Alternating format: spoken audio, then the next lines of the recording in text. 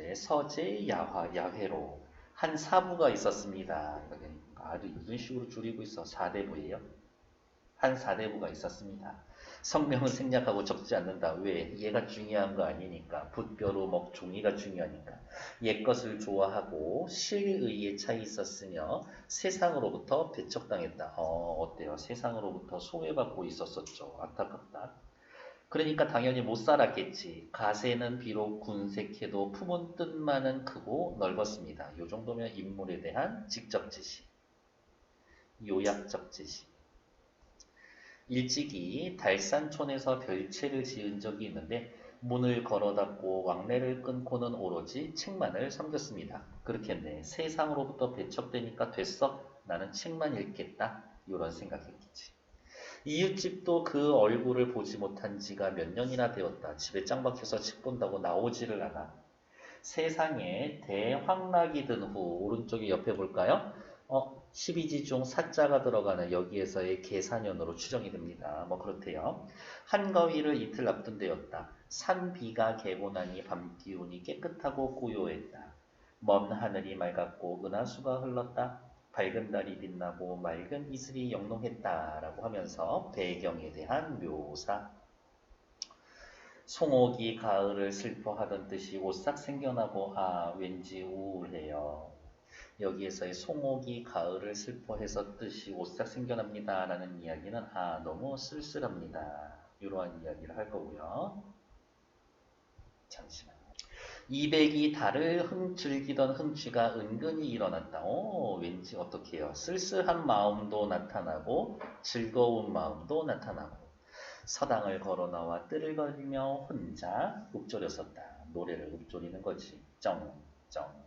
시냇가에 나무 찍는 소리뿐 고즈넉한 서재에는 이웃도 적다. 나는 다른 사람들과 교류하지 않습니다. 약간 좀 외로워요. 약을 찢노라니 옥독기만 불쌍한 듯하고 술잔을 멈추어도 누가 있어서 달에게 물어볼꼬. 같이 술 마실 사람이 없어요? 내가 원해서 세상과 단절되어 있지만 외롭고 쓸쓸한 거는 사실이긴 해요. 외롭고 쓸쓸하긴 해. 내가 세상과 스스로 단절을 했겠지만.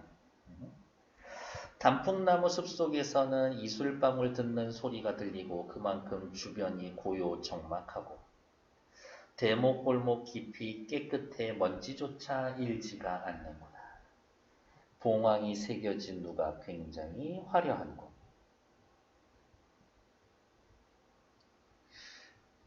이렇게 지방의 시골에 와서 짱 박혀 있기 전에 인간 세상 이야기 하는 거겠지. 인간 세상 떠나온 지 지금 몇 해론가. 미인을 언제 만나보게 됐는가 더욱 시름이 겹다. 여기에서의 미인은 여러 가지로 해석이 되겠죠. 나 벼슬에서 임금님 만나고 싶은데, 아니면 사랑하는 사람 만나고 싶은데, 아니면 세상에 있었던 아름다운 가치들, 소박한 가치들이든 어떠한 가치들이든 그런 거겠지. 말을 마치고 마음을 몹시 슬피 탄식하기로 서너 차례 했더니 도무지 잠을 이룰 수가 없었습니다. 손으로 마른 오동나무를 더듬어 바깥에 자리 잡고 있었어요. 이때는 밤이 삼견인지라 전혀 인적이 없었습니다. 적막하다. 호련 글방 안에서 어머 두런두런 웃는 듯 말하는 소리가 들려왔다. 지금 나 혼자 살고 있는데 방소리가 들어온다고? 응? 새로운 사건이 전개될 거구나. 선비는 가슴이 두근두근거렸다. 어머 손님 왔나? 숨을 죽이면서 귀를 들여다봤더니 과연 누군가 글방에 있는 듯했다. 도둑인가 의심하여 살며시 맨발로 몇 걸음 다가서서 살펴봤다. 또 성격은 굉장히 조심스럽네. 달빛이 빈창으로 흘러들어 방 안이 대낮 같았다. 창틈으로 은밀하게 엿보더니 어머 모습도 의관도 각기 다른 네 사람이 둘러앉아 있었습니다. 바로 요 네 사람이 아까 이야기한 문방, 사우, 벼루, 종이, 붓, 먹 에서 이야기를 하는 거겠지. 벼루 어때요? 까만 옷이겠지. 그 중에 한 사람이 까만 비단 옷에 검은 관을 썼는데 얘가 벼루예요. 쌤 먹일 수도 있잖아요. 먹은 또 보면은 알아. 먹처럼 생겼어. 중후하고 꾸밈이 적으며 가장 연장자였다. 그렇지 않나? 벼루, 부, 먹, 종이 이 중에 제일 오래 쓰는 건 벼루를 제일 오래 쓰겠지. 종이도 소모품이고 붓도 그렇고 먹도 소모품이니까. 또 한 사람이 알록달록 옷을 입고 있고 모자를 벗어서 이거 봐. 맨 상투가 위로 도드라져 있어. 모자가 없어. 사실은 털이 없다는 이야기를 하고 있는 거겠죠. 얘 누구예요? 붓이에요. 선생님 붓은 왜 알록달록 옷을 입고 있어요? 이렇게 붓대가 있고 밑에 이렇게 털이 달려 있으면 얘네들은 또 양반들 막 뭐라 그러지? 좀 꾸미고 색깔도 좀 칠해져 있고 그래서 알록달록인가 봐요. 기품이 심히 날카로웠다. 그렇지. 글을 써야 되는 거니까. 또 한 사람은 흰 옷에 관건을 썼으며 이건 누가 봐도 종이네. 용모가 배곡같이 있고 깨끗한 눈 같았다. 아, 한 사람은 검은 옷에 검은 모자에 얼굴을 푸르게 칠한 것 같았고 극히 못생기고 짝달망해졌다. 키가 작아. 먹이네 먹. 달아서 없어지니까요. 누가 능히 없음을 몸뚱이 삼아 거짓말을 하고 또 죽음을 참으로 삼을 수 있습니까? 누가 움직임과 고요함, 흙과 백이 한 가지 이침을 알 것인가? 내가 그와 버탈이라. 아이쿠야, 말은 일단 어렵지만 과연 진실한 사귐이란 무엇인가에 대해서 나랑 진짜로 사귈 놈 있으면 나 걔하고 열심히 친구 먹겠다.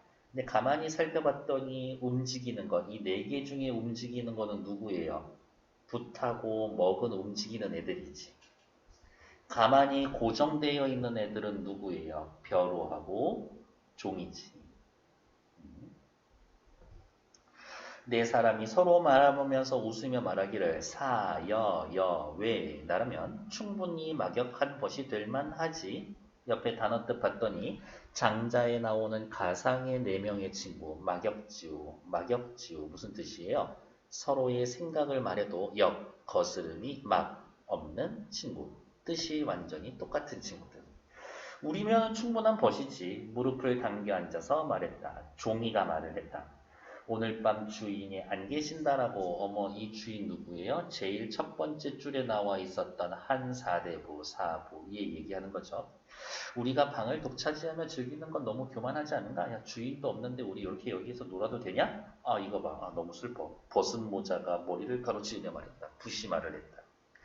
주인이 무리와 떨어져서, 여기에서의 무리는 뭐예요? 세상과 떨어져서 홀로 살면서 함께 거처하는 자는 우리들 뿐이다.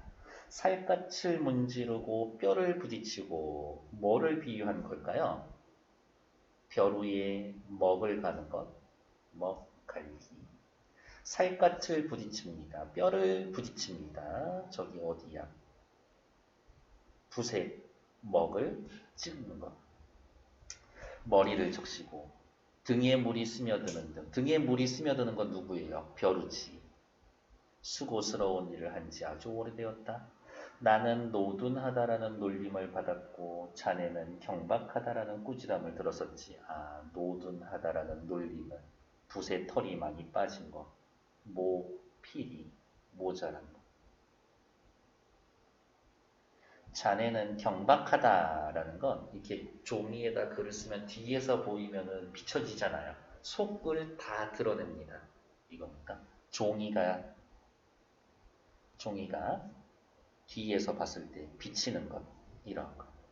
저 사람은 운명이 다하고 이 또한 흠결이 생겼다.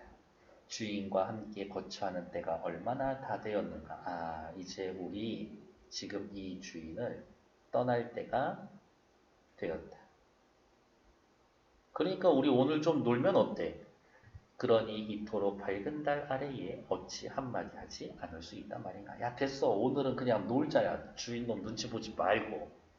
그리고는 조원진이 올린 사표에 흰머리 늙은이 어디를 갔는가 일편단심이야 쓰러지지 않으리라는 구절을 읊으며 몇 차례 오열하는 소리를 내었는데 요 사표라는 사람이 쓴 흰머리 늙은이 어디를 갔는가 일편단심이야 쓰러지지 않는다라는 것은 이별의 슬픔을 나타내는 구절이에요. 좌중이 모두 머리를 감싸지고 흐느끼며 눈물을 뿌리기도 했다. 종이가 말하기를 한낱 남녘에 관을 쓴 초나라 포로처럼 사좌에서 눈물만 흘리고 있으니 무엇으로 회포를 당할 것인가? 밑에 잠깐만 볼까요? 사좌, 모든 사람. 여기에선 뜻을 나타냅니다.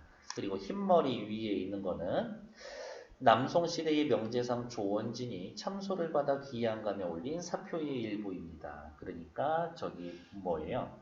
한낱 남녘관을 쓴 초나라 포로, 얘는 누구야? 남송시대의 명나라 조원진이 이야기를 하고 있는 거고요. 아, 무슨 말을 하고 싶은 거냐? 국난이 발생했었을 때 대책 없이 감상에만 빠져 있는 거. 그런 이야기를 하고 있는 거래요. 자네는 검은 머리면서 흰 머리라고 이야기하고, 야, 너 뭐 찍어가지고 머리 새까만데 왜 흰 머리라고 얘기하고 있어? 속이 비어 있으면서도 단심이라 일컬으니 되겠는가? 너 왜 생긴 거? 야, 너 검은 머리인데 왜 흰 머리라고 그래? 그리고 너 속이 비어 있으면서 너한테 마음이 어디냐? 이렇게 그냥 농담하는 거예요. 벗은 모자가 웃으며 말했다. 하, 고루하구만. 구망시는 시를 모르는구나. 밑에 고대 나무를 주관하는 관리, 여기에서는 종이를 일컫고 있다. 아, 야 종이, 너는 시를 몰라. 이런 사람이 흰 바탕에 색을 칠한다는 것을 어찌 알겠는가? 야, 네 몸에 쓰여지는 글자가 무슨 뜻인지 너는 아냐? 이거죠. 검은 옷이 먹이 까만 비단 옷에게 벼루에게 눈짓을 하면서 이야기를 두 사람은 입을 닫기 깎은 듯 가는 듯 쪼는 듯 문지르는 듯 하는 자라야 비로소 함께 시를 말할 뿐이로다.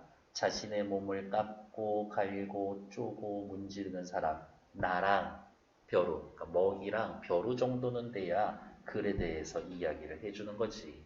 이렇게 깎고 쪼고 문지르다 사자성어는요. 절차탕마 이야기를 하는 거고 여기에서 깎고 갈고 쪼고 문지르는 것은 옥 있죠. 옥. 옥을 가다듬는 거예요. 요것만 하고 조금만 쉬게 힘내. 비로소 함께 시를 말하지. 야, 절차탕마 할 수 있는 사람 정도나 돼야 시 말할 수 있는 거야. 그랬더니 벼루가 이야기하기를 다른 산의 돌이라도 내가 옥을 다듬을 수 있다라는 소리는 들어도 먹을 다듬는다라는 소리는 못 들었네. 야, 너는 옥도 아니고 그냥 돌 주제에 무슨 절차탕마 같은 소리 하고 있어. 크크크. 그냥 농담하는 거예요. 그러자 검은 옥이 말하기를 아 그렇지 나는 옥이 아니지 하면서 서로들 손을 잡고 한데 웃었습니다. 네 사람이 시를 짓는 것을 본 선비는 그것이 물개, 사물에 영혼이 담겨져 있는 것이라고 알고 그들 앞에 나선다. 선비와 네 사람은 서로를 소개한 후 시를 지어 생각을 드러내고 네 사람은 자신을 멀리 버리지 말아요 라는 당부를 하고 사라져버린다. 선비가 방 안에 혼자 누워 있었으나 이 부분 중요해요. 말똥말똥 잠을 이룰 수가 없었다. 지금 이 네 사람과 만난 것이 네 사람 만난 것이 꿈이 아니라 현실이라고 이야기를 해주는 거예요. 만났던 일을 뒤미쳐 생각하니 거의 알듯도 한데 해가 이미 창문을 비추고 있었다. 시동이 이상하게 와서 여쭙기를 어째 오늘은 늦게 일어나시는군요. 선비가 말하기를 간밤에 달이 너무 밝아 시를 읊조리면서 정을 풀다 보니 아침에 고나게 잠들었구나. 저 네 사람 만났었던 게 한 번 더 쓸까요? 꿈이 아니라 현실이었다. 일어나서 방 안에 붓벼루 종이 먹을 살펴보았다. 봤더니 어때요? 옛날부터 소장하던 도기 벼루는 바람벽 흙덩이 때문에 떨어져 깨져 있었고 버릴 때 됐네. 한 자루에 붓은 붓대가 알록달록 대나무지만 머리갑이 없었고 낡아서 글씨 쓰기에 적당하지 않았다. 버릴 때 됐네. 하나 있는 먹은 갈지 않고 남은 부분이 채 손끝마디만도 되지 않았다. 새로 살 때 됐네. 종이는 며칠 전 시동이 여기 투박한 닭종이 당나무 종이가 있으니 장독 뚜껑을 덮겠다 하여 그러려구나 했었던 것이다. 거칠어서 종이 쓰기엔 부족해. 아이에게 종이를 가져오라고 해서 봤더니 새로운 종이 깨끗하고 두꺼웠다. 이제 어떻게 경박하게 뒤가 비춰지지 않겠지. 어쨌든 무슨 얘기하고 싶은 거야? 네 명의 친구들이 다 낡고 오래되었지. 쟤네들 이야기할 것처럼 정말 헤어질 상황이 되었구나. 이로써 모든 것이 분명하게 이해가 되었다. 즉시 종이로 나머지 새 물건을 싸고 으슥한 곳에 묻어놓고 글을 지어서 제사를 지어주었다. 예를 갖춰서 그들을 보내주었습니다. 요 정도 되겠죠. 됐을까요? 네. 뒤에 네 문제니까 3분만 드려볼게요. 자, 뒤에 한번 살펴볼게요. 1번. A와 관련지어 한 사부의 내용을 이해한 것으로 적절하지 않은 것을 앞으로 넘어와서 A 한번 봅시다. 여기죠. 문제는 봐야죠. 1번. 나무 찍어내는 소리만 들린다. 서재가 고즈넉하다. 이웃과 교류하지 않고 있다. 그렇죠. 2번. 술잔을 기울이다가 그 말을 건넬 사람이 없다. 뜰에 거닐며 혼자 읊조린다. 자신의 심정 괜찮지? 약을 찢는 옥토끼 달의 이미지를 활용해서 이백이 달 즐기는 것처럼 나도 달을 즐기고 있다. 외롭지만 즐기고 있다. 흥취 괜찮아. 먼지조차 일지 않는 대목골목의 분위기를 통해서 먼지도 없어 사람 안 다닌다는 얘기죠. 문을 걸어 닫고 왕래가 끊긴 자신을 찾아오는 사람 없음. 괜찮지? 봉황이 떠나간 누각이 몇 해인가 떠나왔다라는 것만 이야기하고 있지 왜 떠나왔는지는 이야기가 없죠. 이유를 제시합니다. 틀린 이야기지. 시르이에 빠져 있습니다. 딱히 시르이에 빠져 있는 것 같지는 않아요. 그래서 답은 5번. 뒤에 거 보기를 또 한번 살펴볼게요. 뭐 체크하면은 요 정도 이유가 없다. 시르이에 빠지게 되어 있습니다. 그것도 아니고. 다음. 이 작품은 몽환적 액자 구성. 이 말 너무 멋있다. 꿈꾸는 것 같은 액자 구성. 몽유록과 비슷한 점이 있지만 몽유록에 해당되는 작품이 아니고 문방사오를 의인화했고 일대기를 그려낸 것이 아니라는 점에서 가전체도 아니다. 당신 알고 있는 가전체 작품 뭐 있어요? 아까 앞에 있었던 국순전, 선생전, 공방전 이런 애들. 걔네들 어때? 가만히 살펴보면 시작이 조상님이 누구고 할아버지 누구고 그 다음에 어떻게 하다가 어떻게 하고 죽었어요. 일대기인데 얘는 일대기는 아니야. 그래서 차이가 있다. 물개가 인간처럼 말하고 행동한다라는 점에서의 전기적 요소가 있지만 애정을 중심으로 하는 기존 전기 소설에서의 전통에 벗어나 있습니다. 인물의 갈등도 딱히 없고요. 관찰을 통해서 상대방을 알아가는 상황, 만남과 소통을 통해 소박하고 진실된 사귐으로 나아가려는 태도. 아끼던 물건과 이별하는 심리와 자세 등이 잘 드러나 있고 깨달음을 통해 실체를 발견하는 상황이 효과적으로 제시가 됩니다. 뒤에 거 확인할게요. 1번. 네 사람 모두 주인과 함께 거처하면서 그렇죠. 같이 살았겠지 방에서. 오랜 동안 주인을 위해 수고해 왔습니다. 그렇지. 오래오래 있었죠. 손끝 마디만큼도 남아있잖아. 뭐 엄청 오래 썼네. 그래서 얘를 못생기고 짝달망하다라고 이야기를 했습니다. 더러운 외모 지상주의. 머리값이 없는 붓의 상태를 보고 벗은 모자를 벗어 맨상투가 위로 도드라졌다. 그렇죠? 깨끗하고 두꺼운 종이를 고려해서 흰 옷을 관건을 썼고 용모가 배곡같이 희고 깨끗하다. 나쁘지 않죠? 흙덩이 때문에 깨진 벼루 상태. 까만 비단 옷이 주인으로부터 어머 에이, 경박하다고 꾸지람 들어섰던 건 누구였었어요? 아까? 종이었었지. 왜? 뒤에서 보면 빛이니까 경박하다고. 아, 이 당시 사람들은 뭐 속마음을 그대로 드러내는 걸 경박하다라고 얘기했었구나. 나는 그거 맞는 말인 것 같아요. 오케이. 다음 저는 기역부터 또 미음까지 띄워놓고 확인할게요.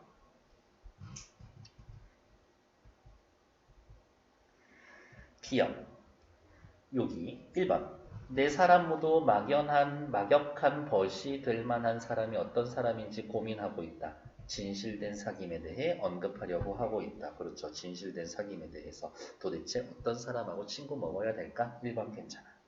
다음 니은 저 사람이 운명이다 하고 이 사람 또한 흠결이 생겼다. 주인과 함께 거처하는 때가 얼마나 되었는가? 2번 주인과 함께 하는 때가 얼마 남지 않았다. 이별하는 상황을 나타내고 있다. 그렇지. 떠날 때가 되었어. 얼마 남지 않았어. 괜찮죠? 다음 디귿 조원진의 요러요러한 것을 오열하면서 물었다. 좌절에 빠져 있는 이들이 일편단심을 다짐하고 있는 상황. 물괴라는 기이한 존재 속에서의 문제 해결. 야, 우리 이제 주인하고 헤어져야 될 것 같은데, 우리 어떻게 하면 헤어지지 않고 잘 살 수 있을까? 헤어진다라고 해도 어떻게 좋은데 갈 수 있을까? 대책이 없지. 그러니까 3번 틀리죠. 4번, 리을 살펴보면, 선비가 말하기를, 아침에 잠들었어? 시를 읊조리며 정을 풀었다. 아침 되어 잠들었다. 자지 않았다. 꿈이 아니다. 주인과 물개의 만남을 통해 몽유 경험으로 다루고 있지 않다. 현실이다. 미음. 이로써 모든 것이 분명하게 되었다. 제사 지내주었다. 모습도 의관도 각기 다른 내 사람과의 만남 이후 달라진 행동, 이해가 깊어지고 예의를 갖추어졌습니다. 이해를 갖추어졌습니다. 나쁘지 않죠? 틀린 건 3번. 4번 확인하러 갈게요. B, 요 부분, 크크크, 지들끼리 그냥 농담하고 있는 장면이라고 그랬죠? 답은 3번. 서로 소소한 농담을 주고받으며 희롱하는 상황, 유희적 성격이 드러납니다. 괜찮죠? 네, 10분만 쉬었다 할게요.